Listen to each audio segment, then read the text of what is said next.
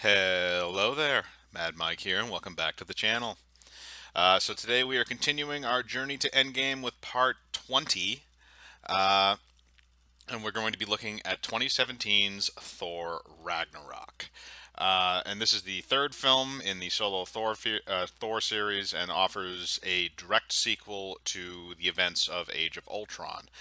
So Thor again is played by Chris Hemsworth. You have Tom Hiddleston returning as Loki. Anthony Hopkins returning as Odin, and then you also have the new villain who's played by Kate Blanchett, Hela. So, in addition to that, you also have a few cameo appearances and stuff. People show up. Mark Ruffalo returns as the Hulk in this film, and Jeff Goldblum comes back as the leader of the planet Sakaar. So this movie is tonally, it is completely removed from a lot of the previous Thor films. The first Thor film had some comedy elements to it. Some of them didn't hit, but it had comedy elements. The second one was very, very serious. There wasn't really a lot of laughing moments in it. It was very kind of grim. It didn't have a very colorful palette. I think that's kind of why I didn't really like that movie because it felt very removed from the tone that we had come to expect from the Marvel universe at that point. So this movie kind of does a total 180 where Thor is far more comedic. The comedy hits a lot, it hits and it hits more often, and there's more of it. And the color schemes are amazing in this film. It's just vibrant with color. Um, but going into the actual film, we start out with Thor, who is in the chamber of Surtur, the god Surtur, and he's basically looking after Age of Ultron. He kind of went around and he was trying to look up information on the Infinity Stones and kind of explore space and see what was going on. So he's still kind of doing that, but he's basically Surtur explains that Odin is no longer in Asgard, which means Ragnarok is coming. Hence the title. And Surtur explains that once he unites his crown with the eternal flame that is in Odin's temple, he will destroy Asgard. Thor then proceeds to beat the living crap out of him and take his crown after bashing him in the face with his hammer. He's then returned to Asgard, uh, but there's a bit of a cut montage. I forgot actually. Carl Urban comes into this movie as Scourge the Executioner, which again he's kind of in the comic books. He's more a slave to the Enchantress, which hasn't entered into the MCU world yet. Maybe that'll be a plot line for Thor 4, but in this, he's been put in replacement of Heimdall, and Heimdall has been removed from his post for disobeying the orders of Odin. And Thor finds this out and immediately knows what's going on. And then we enter into a scene which I find very, very funny, where it is a play involving the end of the film Thor: The Dark World, where Odin is watching an over dramatized version of the death of Loki, who is played by Matt Damon in a cameo role, which again is hilarious. Um, Thor walks in and then proceeds to throw his hammer and pulls Loki, who is disguised as Odin, in front of him, and is as the hammer comes back, and he basically, if it was really Odin, he could catch the hammer, but because it's not Odin, Loki then reveals himself. Thor then freaks out on him and says that he thought he was dead, and basically kind of the same thing that they did in Avengers to an extent, except it's a little bit more drawn out. And he then demands that Loki take them to where their father was.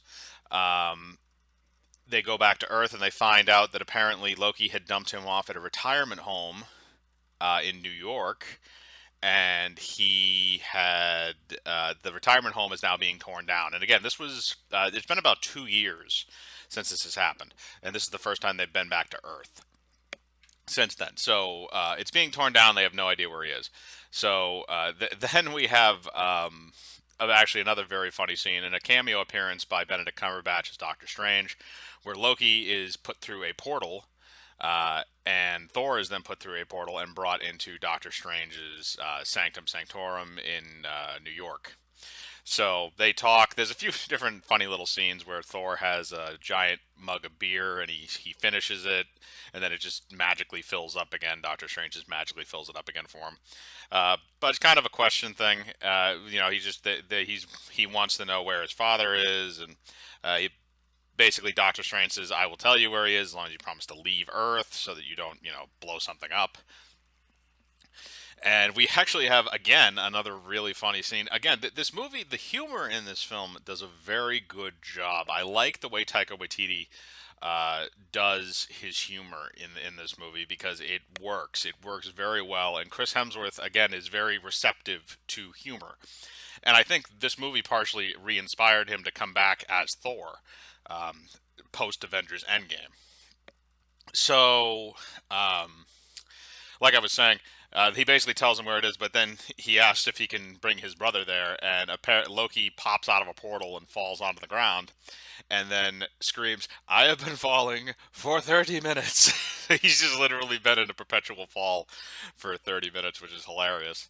Um, but Doctor Strange then uses a portal and takes both of them to Norway, where Odin is sitting on a rock overlooking the sea, and he explains that Ragnarok is coming, and that they will need to guide the people of Asgard through it, and they will need to basically they will need to weather the storm.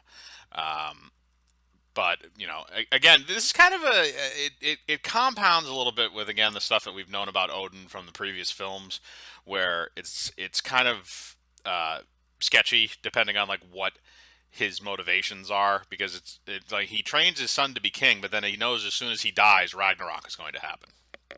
So Odin then dies in some symbolic sense. He like floats off into like dust, presumably to meet Frigga, who again died in uh, Thor: The Dark World.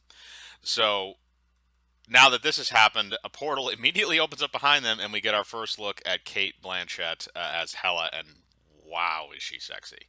Um, that bodysuit and everything, she looks exactly like the comic books. It's really, really good. So Thor and Loki then proceed to try and fight her, and she proceeds to break Thor's hammer Mjolnir, destroys it. And keep in mind, this is the first 15 minutes of the movie, and his hammer's already broken. So they try. Loki tries to get them to come back. Scourge uh, brings them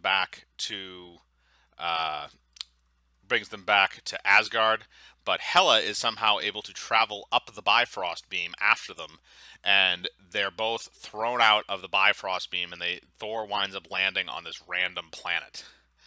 Um, and back at Asgard, Hela shows up in their place, and Volstagg and Fandral are both there, wielding the Gateway sword that's usually Heimdall's, and they have no idea what's going on.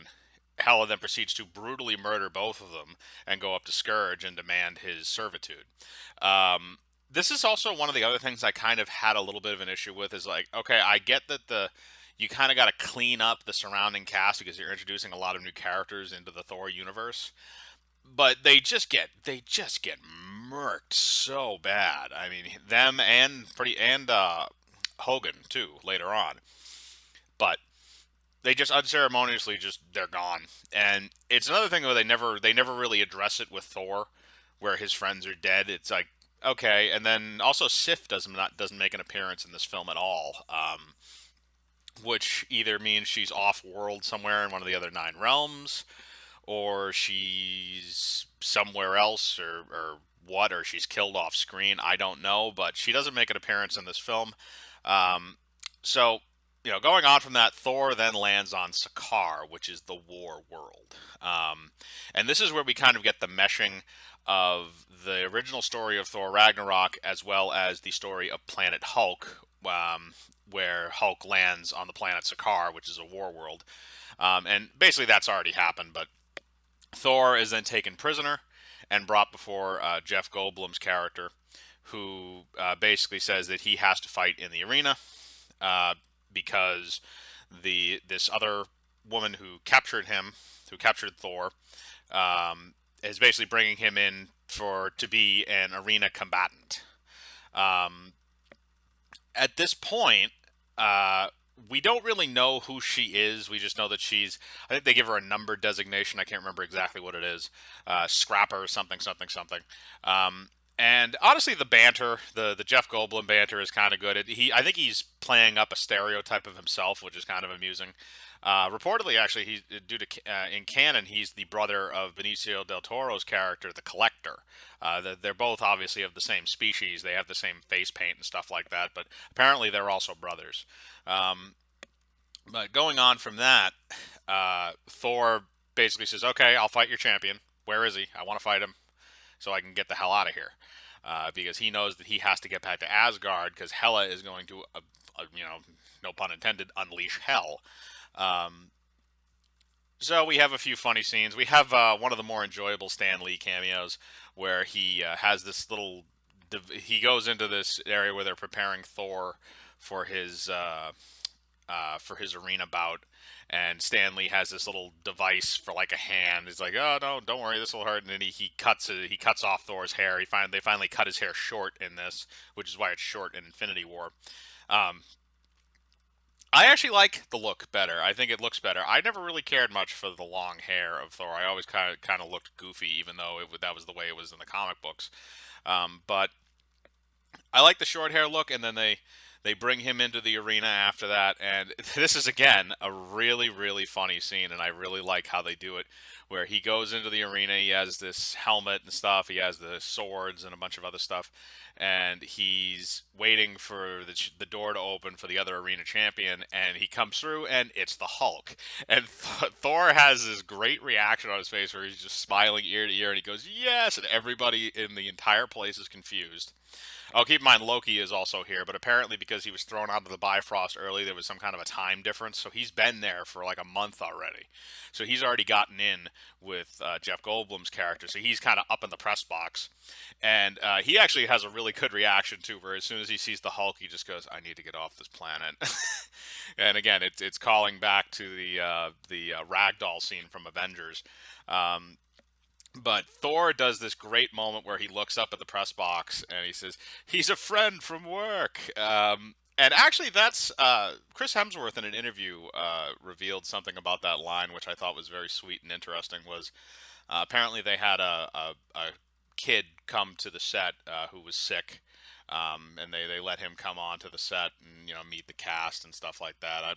He didn't specify what the disease was. I'm assuming it was something along the lines of cancer, and he suggested when they were because he was on set when they were filming that scene, and he suggested, "Hey, why don't you turn to the press box and say he's a friend from work?" And that's actually how that line apparently got in there, and it's one of the best lines actually in the film and the funniest. He's a friend from work. But of course, after this, the Hulk, who is still Savage Hulk now, and he's a bit smarter. They explain that a little bit later. I think this is the lead up to kind of establishing um, his increase in intelligence over the course of the next couple of films. Um, is that the Hulk wants to fight basically, and he's going to fight. So him and Thor have this great bout, and at the end of it, where the Hulk is basically about ready to bludgeon him to death, Thor calls upon his lightning powers, and apparently, due to he believes that his lightning came from Mjolnir. He believed that all of his lightning powers came from his hammer, so he didn't think he could summon them. But apparently, the lightning powers are him. They're actually his powers. He just channeled them through the hammer. But he's not able to totally master it yet. So they have this great fight scene there where he's beating up on Hulk, and he's basically about to win before they activate. He has a little device that's stuck to his neck that the Scrapper put on him that essentially zaps him of any ability to do anything. It's kind of like an incapacitation thing that's stuck to him. So they activate that before he's about to win, so that the Hulk wins because they want the champion to win. Um, and Hulk then knocks Thor out. But they do a great thing in this where they play "Immigrant Song" from Led Zeppelin, and it actually fits really good because they have that chorus section, in the land of the ice and snow. With a code, I forget exactly how it goes, but they have that really good chorus section in there, and they play it again a little later on in the film in another section. But I like that. I like the inclusion of that. I think it fits. Um, so moving forward from that, basically Thor then is able to meet with Hulk and confront him and talk to him about what's been happening. And he finds out that basically since the events of Age of Ultron, Hulk has been in Hulk form. He hasn't reverted back to Banner. So he's been in Hulk form for over 2 years. And that's why Hulk can speak now. He's better conjugating. He's not so much as just an angry monster that just pops out every once in a while. He actually has some personality and stuff like that. And they've developed it to a point where now he can kind of converse with everybody. It's almost like a baby learning. The Hulk was out for very limited amounts of time early on in the MCU, but now since he's been out so long, he's learned. Um, and Banner is essentially as an entity is nowhere to be found, and Hulk doesn't even identify as Banner, even though that's what Thor calls him. And there's almost kind of an argument between the two about which one Thor likes better, is it Banner or Hulk? Um, and they have a couple little moments and stuff like that. But we also find out that a little before this, we find out that apparently the Scrapper who brought Thor in is actually a Valkyrie. Now, Valkyries, they do a very brief explanation. They were basically an all-female force of very advanced soldiers or special operations from Asgard, and they were supposedly all killed. And we find out later that I guess they were sent after Hela, and they were all killed except for the one Valkyrie that Thor is talking to, who was sent to bring message back to Odin and escaped. Um, but now we have a situation in Asgard as well, where Hela is kind of revealing the past, and she's bringing the past back. So there's a scene where she goes through the main room of the Asgardian palace and actually destroys the ceiling mural that's above them, and underneath it there's another one that shows her and Odin essentially murdering and conquering their way into Asgard, becoming an empire. And it sort of shows the past and what Odin has tried to cover up. But basically, again, Odin kind of explained. I skipped over it a little bit, but Odin essentially explains that Hela is his firstborn. She's the older sister of Thor and Loki, and she is actually she was banished because she was too powerful and she posed too much of a threat to Asgard. So Odin chose to banish her and keep her in a special place in order to ensure that Asgard would be safe. Not long after that, she goes down to the hidden vault where we see a few of the Asgardian artifacts. We see a joke Infinity Gauntlet that's down there that she says is fake. Surtur's crown is down there, the Eternal Flame, the Tesseract, a few other things. But then she blows a hole in the floor and goes down, and we find that there's actually a crypt underneath Odin's treasure room where that's filled with dead Asgardians and the dead Fenrir wolf, or giant wolf from Norse mythology. That again, it really doesn't get any explanation, unfortunately. But she uses her powers to bring all of these dead soldiers and the wolf back to life, and she then proceeds to wage war on Asgard. Not long before this, too, she also takes out the entire Asgardian army.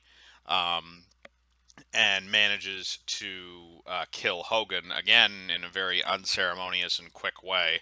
But she essentially just murders all of the Asgardians because she can just make swords appear, which is ridiculously powerful. So now that that's happened, she's basically begun a war on the people of Asgard, saying either they subjugate to her or they die.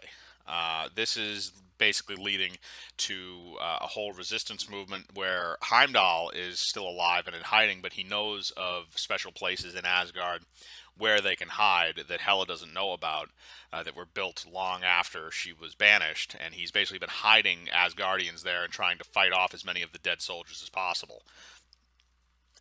Meanwhile, on Sakaar, Thor is basically trying to make contact with anybody he can. He finds the Quinjet from the Avengers 2 that Hulk took and wound up on Sakaar in. And he tries to activate it, but Hulk accidentally destroys it. Although Thor is able to activate the a recording of Black Widow that causes Hulk to revert back into Banner. Now, the other thing that's really funny about this scene is Thor is trying to activate the Quinjet, and he doesn't really know the passcode. And he says he tells himself Thor, and then he says passcode, and Tony Stark thought up the passcodes. So Thor, after a couple of tries, realizes, God damn it, Stark. He says Point Break, which is a joke from the first Avengers, where that's what he refers to. That's what Tony refers to Thor as a joke because of his long blonde hair. He looks kind of like Patrick Swayze. So. Uh, Now that Banner is back in Hulk form and Thor is kind of loose because he's managed to break out of Hulk's room, the whole point is now they have to get back to. Now they have to try and get off Sakaar. And Valkyrie has captured Loki in an attempt to get information out of him in order to escape the planet.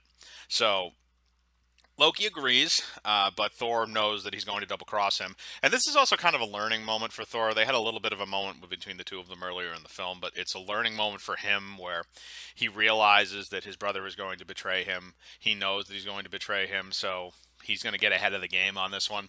So Loki tries to betray him, and he manages to stick a limiter bolt, or whatever you want to call it, the little incapacitation device, to him, and then turns it on and leaves it on and just leaves Loki on the landing pad, which is amusing. Thor, Valkyrie, and Banner manage to escape in one of Jeff Goldblum's ships, and they basically fly through this massive portal that brings them then back into space and back to Asgard. So the other thing is that Loki essentially he gets in the process of breaking out. Uh, During that process, they actually released all the other gladiators as well, including Korg and Meek, who were kind of a comic duo. Korg is actually voiced by the director Taika Waititi, um, and they were characters from the World War Hulk, or from the Planet Hulk storyline in the comic books. But essentially, they're going to take a ship too, and they're going to follow Thor. So they manage to help Loki, and Loki goes along with them. But Thor and the rest go back to Asgard and find that Heimdall has had to lead the people out of the sanctuary, and they're trying to get to the Bifrost in order to escape. Heimdall has in order to get the sword. Now, Scourge, at the same time, is essentially leading the forces for Hela, who are going after them, and Hela is in the palace, or in the Asgardian castle. So Thor proceeds to go to the castle while Banner and Valkyrie try to help the other Asgardians escape. So again, we have another little funny scene where Banner tries to transform into Hulk, and he jumps out of the ship and I'm going to show you who I am. And it's kind of a callback to the original Incredible Hulk film where he falls out of the helicopter and hits the ground and then transforms into the Hulk. Except this one, it's kind of played for jokes, where he just lands on the bridge and like flops, and then eventually he turns into the Hulk, and he then proceeds to beat the living crap out of the Fenrir Wolf, and he's kind of off after that. Where Valkyrie then starts using the ship's gun emplacement to destroy all of the undead soldiers that are trying to attack the Asgardians. So now we have the situation where we have Thor and Hela facing off for a second time, and Thor is very clearly outmatched in this, and Hela actually manages to take one of his eyes. She actually cuts out his eye. And then she makes a joke like, "Oh, now you look like Dad."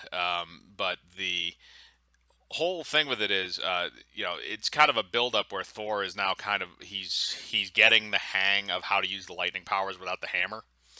And the moment we have is where she says, "You're the god of what again?" And he finally manages to summon his lightning powers and hits her with a massive lightning bolt, but it does not kill her. And he then proceeds to go down and eradicate the remaining soldiers, the remaining Asgardian soldiers, as Scourge uses two machine guns to kind of get the rest of them away from the transport ship that they have to transport all the Asgardians off planet. So we have something that's come to a head now where uh, we have an issue that Hela has essentially. Uh, she can't be beaten by Thor, and Thor realizes this at this point that he can't win by himself.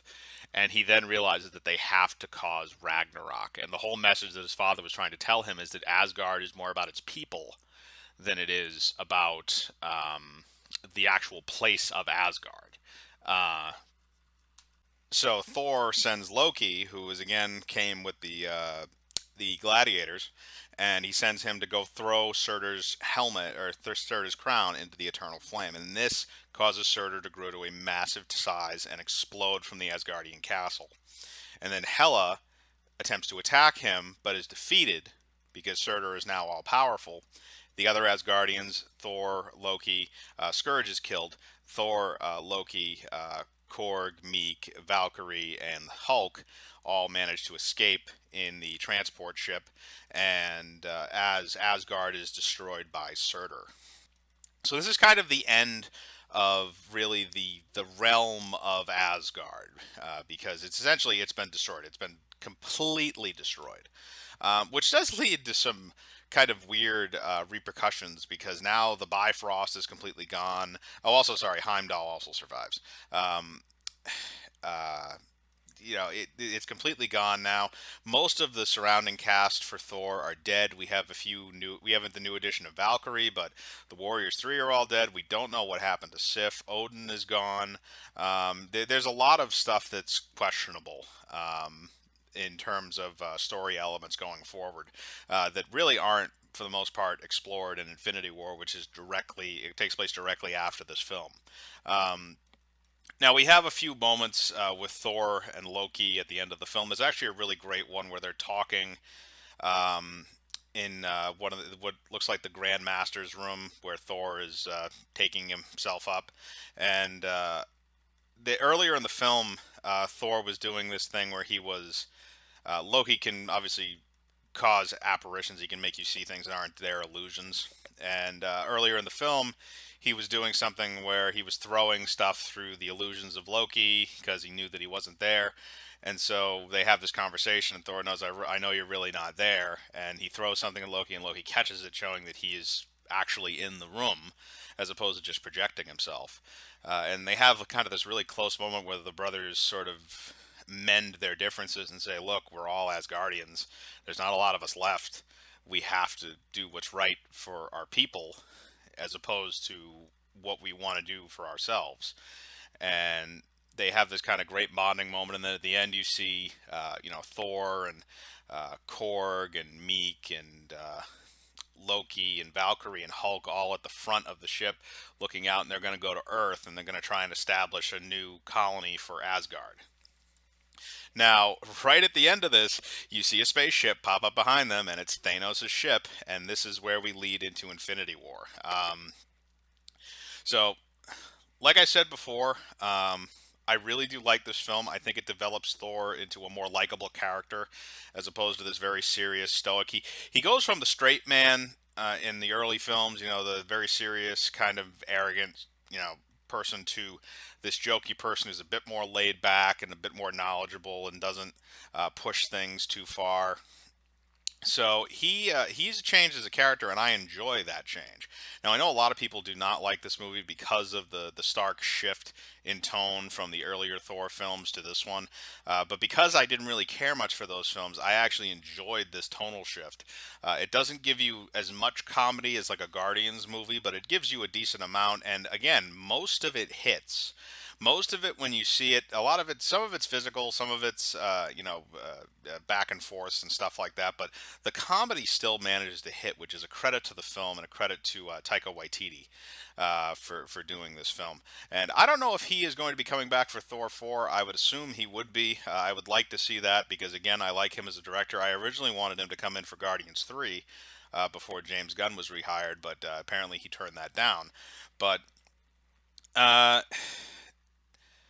as far as the film goes, the acting is great. The special effects look amazing. I can't really see any of the seams with the CGI. It's not kind of like Black Panther where there are a couple of scenes like, it looks kind of fishy. It's like no, this felt very good.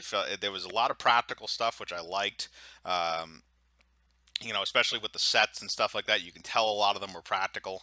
Uh, and moving past that, I think it'll be interesting to see what happens with all these characters because it's been confirmed that I believe all the ones that survived the early part of Infinity War survived the snap as well. So Valkyrie is still alive. Cork and Meek are still alive. Those other characters. So I'd be curious where that goes if they do a Thor 4. But it would be interesting. So to give this film a rating, I would have to give it 8.7 bouncing balls to the face I choose to run toward my problems and not away from them. That's what. out of 10. So with that, we move into our second to last part, which is Avengers Infinity War, which has all of our characters coming back, with the notable exceptions of Scott Lang's Ant-Man, Clint Barton Hawkeye, and Carol Danvers' Captain Marvel. So that's what we'll be going over with next time. I will probably get that review out later today. I will be seeing Endgame tonight, and I will try to get a review out for it tomorrow, since I will be getting home probably well after midnight. So thank you again for listening. Remember, if you have any thoughts, leave them in the comments. Hit the like button, hit the bell for notifications, subscribe, and remember, I live my life free of compromise. Do you?